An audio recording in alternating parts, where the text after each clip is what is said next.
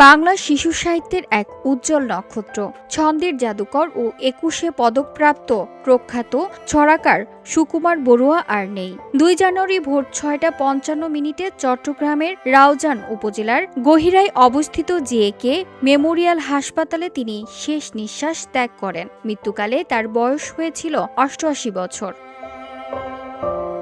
পারিবারিক সূত্র জানায়, দীর্ঘদিন ধরেই তিনি বিভিন্ন জটিল রোগে ভুগছিলেন। শুক্রবার ভোরে শ্বাসকষ্ট বেড়ে গেলে তাকে হাসপাতালে ভর্তি করা হয়। চিকিৎসকদের সর্বোচ্চ চেষ্টা সত্ত্বেও ফুসফুসে পানি জমে যাওয়ার কারণে তার শারীরিক অবস্থার অবনতি ঘটে এবং শেষ পর্যন্ত তাকে বাঁচানো সম্ভব হয়নি।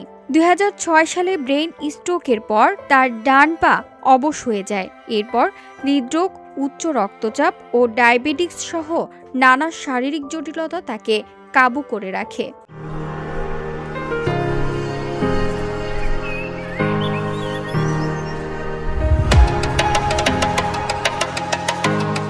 তার উল্লেখযোগ্য গ্রন্থগুলোর মধ্যে রয়েছে পাগলা ঘোড়া, ভিজে বেড়াল, এলোপাথারি, নানা রঙের দিন, সুকুমার বড়ুয়ার ১০১টি ছড়া, ছোটদের হাট, মজার পড়া ১০০ ছড়া, ছড়া সম্ভার ২ খণ্ড প্রভৃতি।